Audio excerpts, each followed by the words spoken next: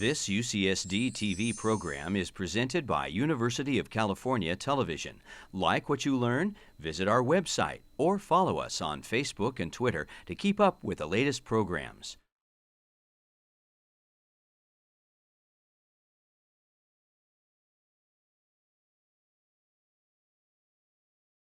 I feel really lucky to have been able to come back to San Diego, where the company gave me some of my first chances to spread my wings as a director. Reviving Francesca's production over the years, I took a number of different singers through it.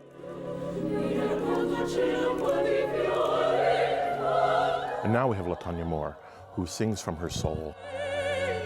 Puccini would have ravished and written 3 more operas for her had he heard her voice.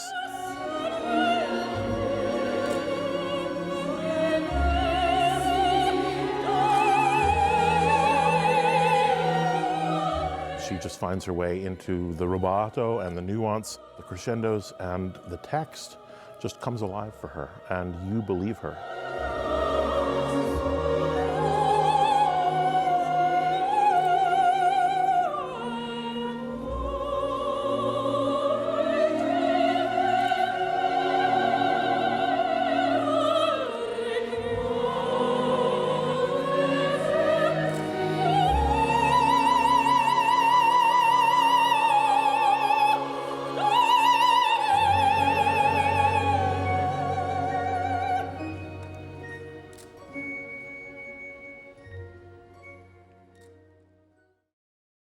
Any girl can relate to Cho-Cho-san is, kind of falling in love for the first time. When you're that young, like, emotions run wild in a way, and you see somebody that's really, good looking, debonair, and you fall fast.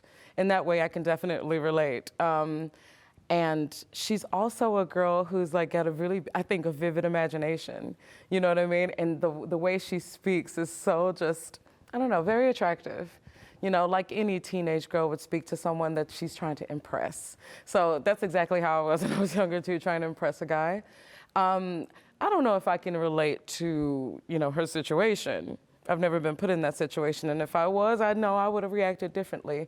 But I mean, any woman in a desperate situation, even if they wouldn't make the same choices, can somehow relate.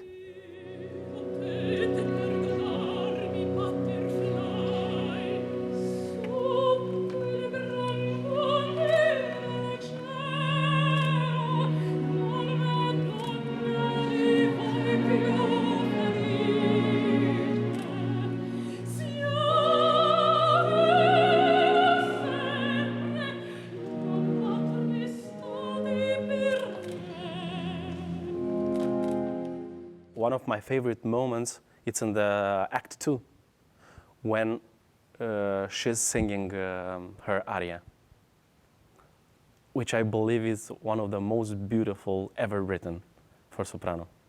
There are places where you need to understand that this opera is not always operatic, that a lot of it sometimes is almost like recitative in a way, almost like a play. Even Un bel dì vedremo, such a famous aria, is not really an aria. It's just spoken word. She's just storytelling, text painting.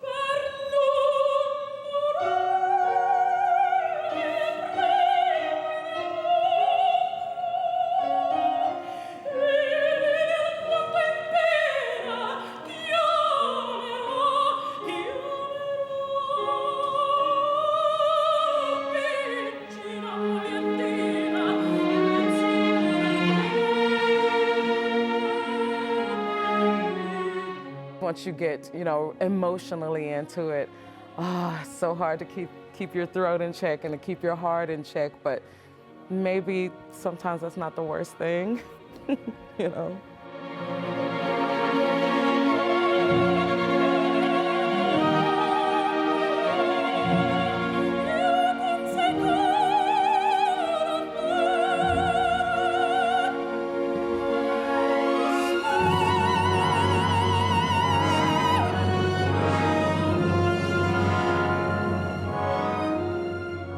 This opera changed completely for me once I had a daughter.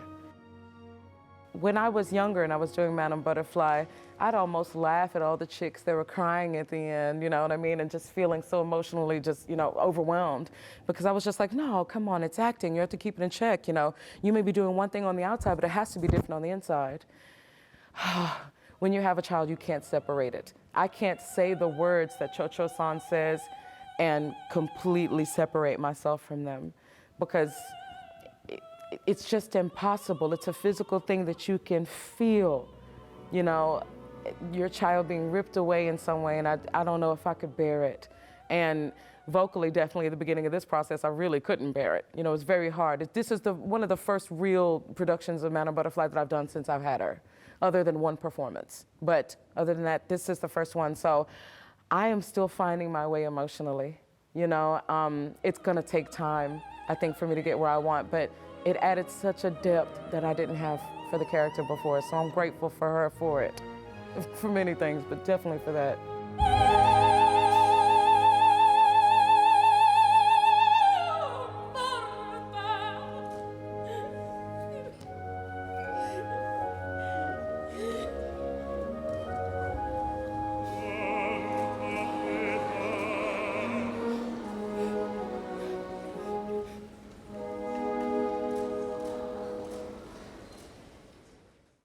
Hold off on touching. This Okay, music. not. Because I want this music So to feel what awkward. should I do with this?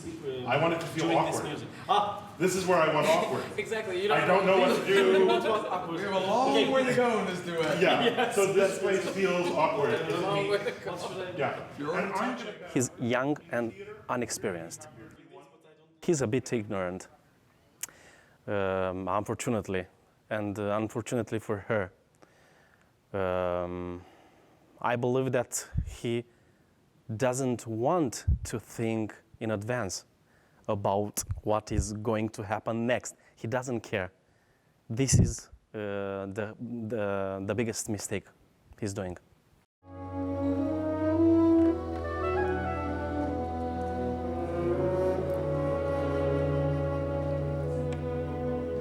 He feels compassion for her. In this set, he tries somehow to help her, but he just can't do it because the guilt is too strong. So he decides to leave the place, and then when he's coming back, because he's coming back, it's already too late. Zitta, voglio dirle ogni cosa, è venuta con me, e sua moglie.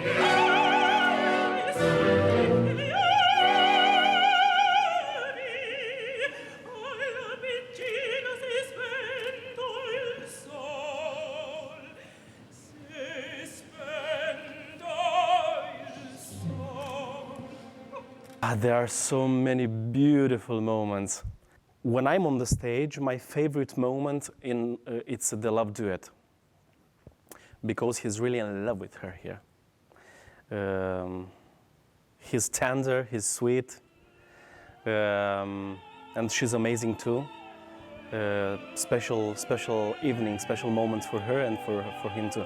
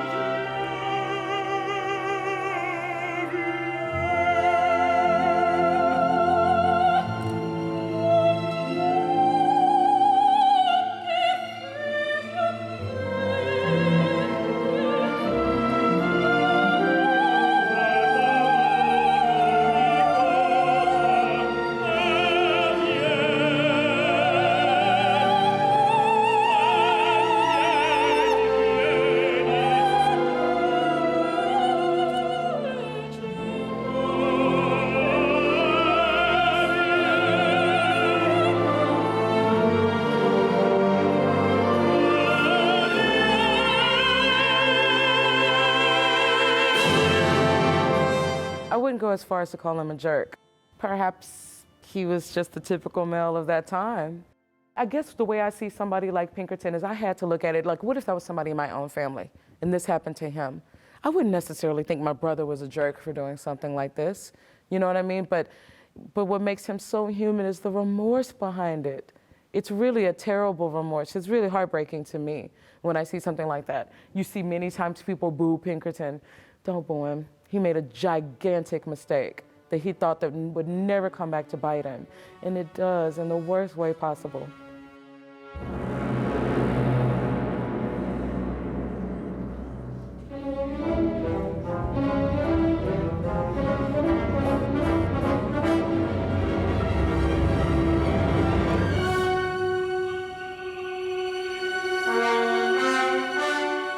Is he a villain? No.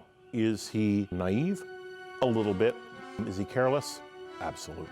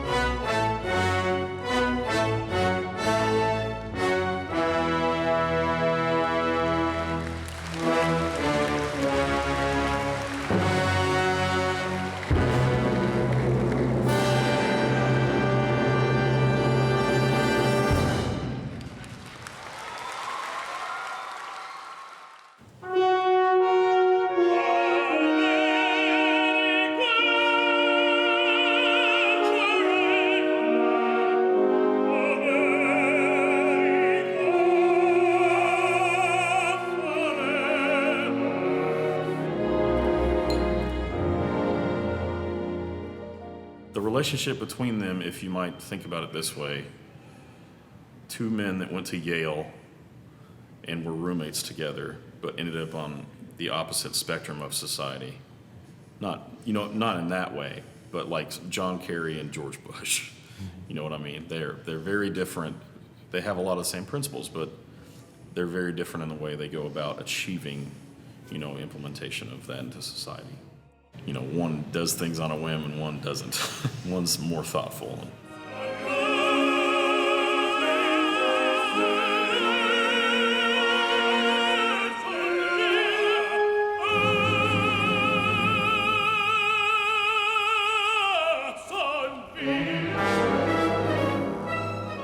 He's very, taken aback by this one teenage girl. He more or less is befuddled by this one person, and it's making him not able to do his job or do his duty to Pinkerton and Goro and all those guys, and Yamadori, all the other people he's trying to help.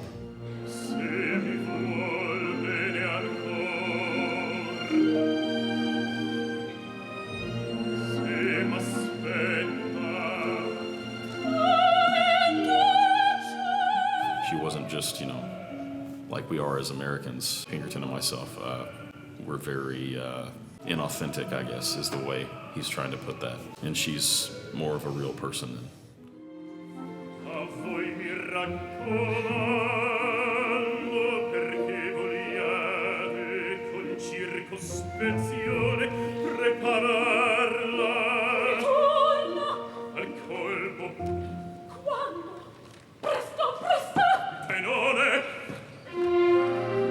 Puccini is not extremely fond of giving the baritone a lot of amazing things to do, but he does give all of his baritone characters much, much, much character. And what I mean by that is he gives you a lot to think about and do and show to the audience as a baritone, but he might not give you an aria. He's going to give that to the soprano and the tenor, or the great duet or something like that. But I look at it as it's more a part of the story and not kind of the star of the show. It's what moves the train along.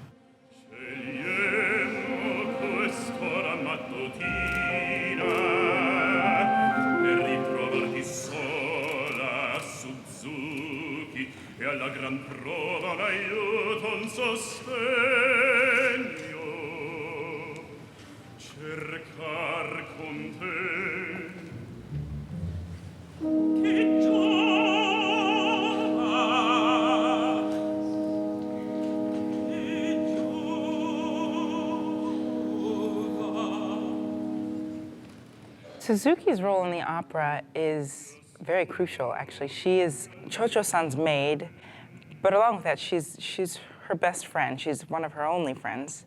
And so they're kind of like sister figures.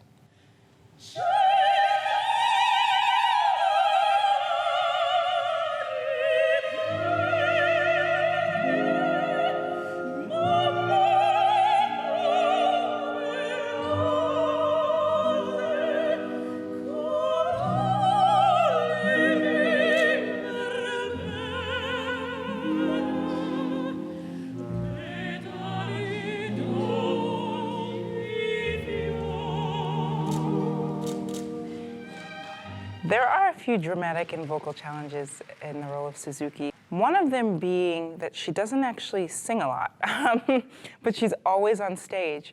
So dramatically, it's a bit of a challenge to always stay in it when you're not singing, and I think probably most singers would agree with that. However, it's really rewarding because Suzuki,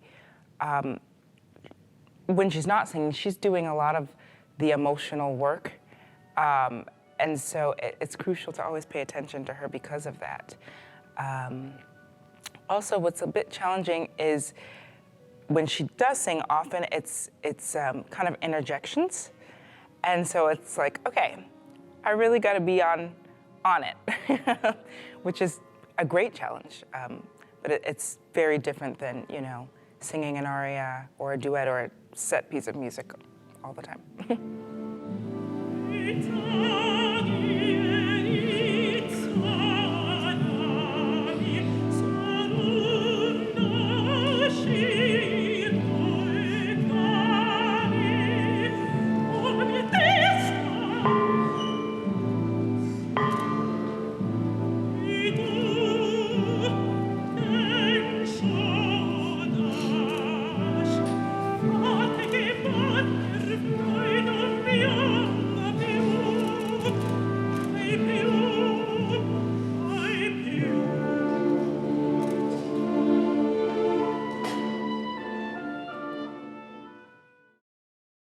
Garnet, I love his process.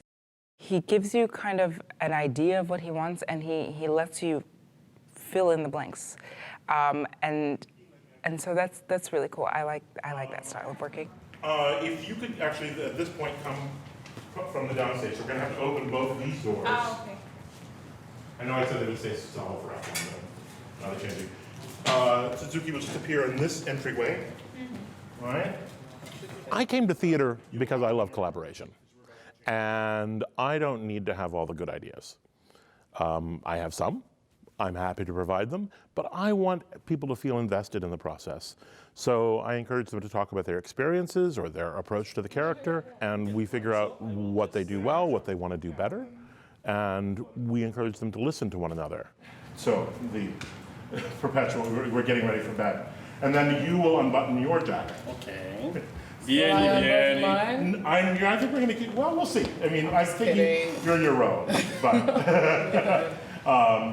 but I think that he's trying to make the point of let's move this to second base. Deflower you. It might be a little vulgar, I don't know. Isn't that what it is, though? I mean, literally. Deflower. Deflower. Yeah, beautiful word. So I find it's an efficient way to pull a cast together and get them around a shared goal and a shared idea. And that way, those friendships, those bonds, those conversations help them make sure this production feels different than the last one they did, or if it's their first one, it gives them places to keep asking questions of themselves and the characters in the moments as they observe them on stage.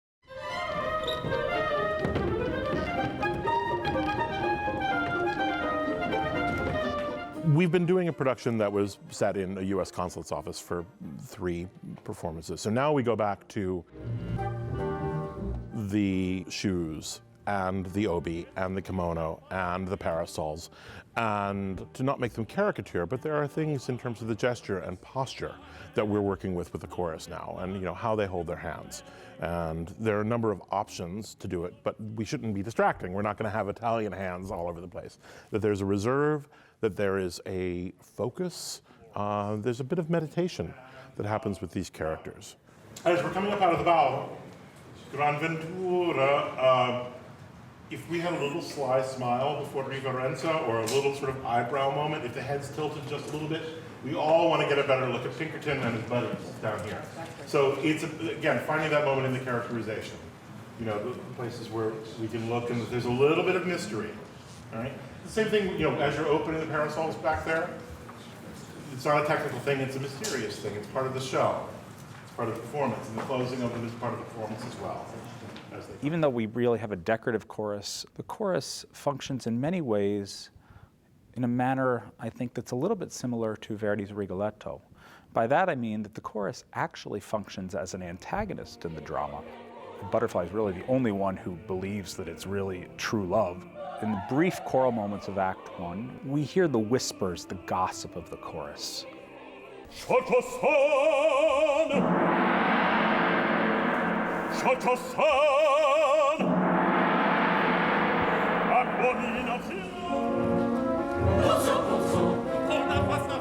And then, as the Bonds comes in after the wedding and tells everyone on stage that Cho-Cho-san has renounced the Shinto religion, we renounce her, we curse her.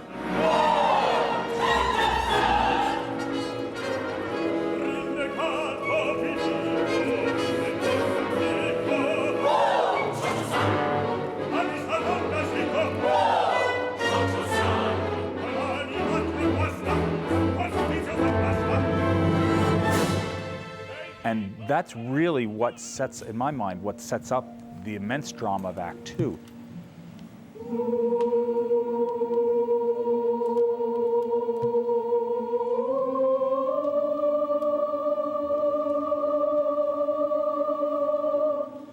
A humming chorus is interesting in that it's a totally wordless chorus, obviously. Here we are representing the chirping of the crickets, the night insects, the songs of the night. And really, humming chorus is one of those moments that is actually vital to Puccini's conception of Madame Butterfly to begin with.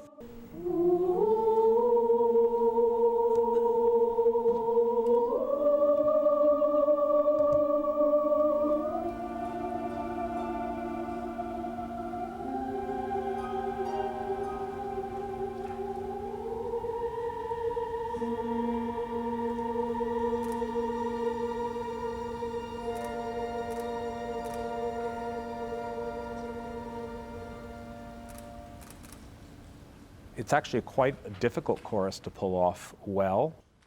If it's done correctly, the audience is totally unaware of the difficulty that it takes to put it all together. Okay, 116.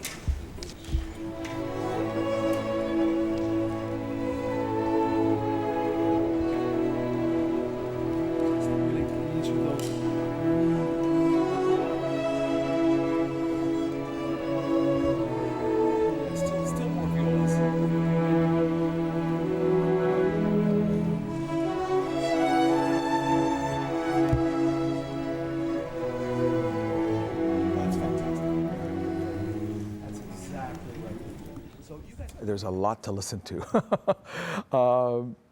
The first thing is getting a real feel for the characters, getting the understanding of the portrayal of this American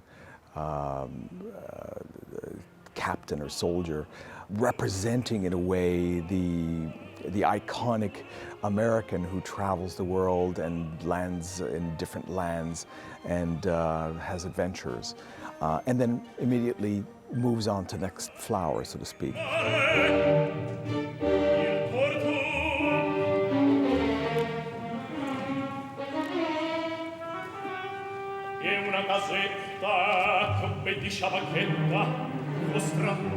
La comperai per 999 anni. Non fa colpa di mese di rescindere i patti. Sono in questo paese elastici del barcase contratti. Il nuovo esperto dentro fitta, certo. The contrast side of that is Butterfly and all her incredible sensitivity and sensibility, trapped in a way in this world of rigid structure that was Japan at that time.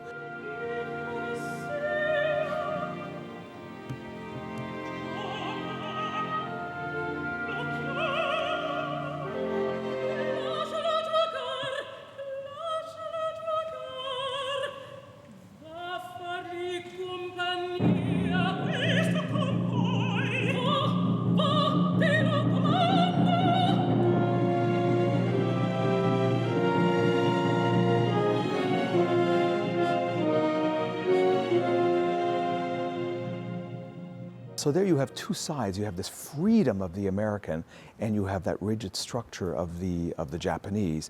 And those two worlds are going to come colliding together to create something that we don't really know what it's going to happen. But like in all tragedies, it cannot end well.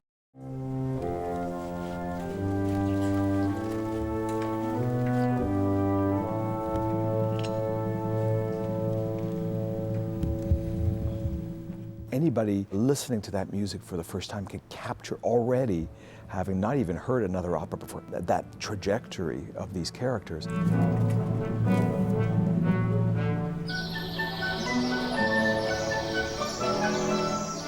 To me, it's a little bit like Star Wars. Star Wars to me is like an opera. I mean, it's, you know, it's multi-generational, it's epic in its proportions. This may not be epic in that sense, but it has that same similar sense of the bad guy and the good guy, and then something happens that creates death and destruction. LaTanya Moore just sounds divine. She is Cho-Cho-san. And for me, it's the voice that you want to hear singing this role. The set design is absolutely gorgeous, and it takes you off to a whole different land.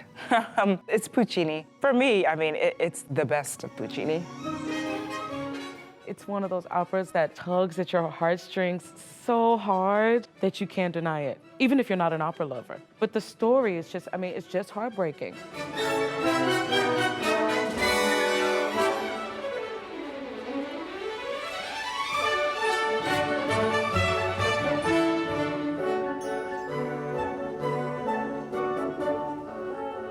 Really, even if you're into all the pop music in the world, when you hear something like this, it just does something different to you. You know, it's just, I don't know, it opens you up like a flower, you know what I mean? It opens all of us up. But I think it's the story, you know, the tragedy of it, and just how sweet it all starts out and how it goes kaboom in the end. Everybody falls for a story like that, myself included. Who was he? Is that a test? Okay, we're starting from the beginning. Here we go.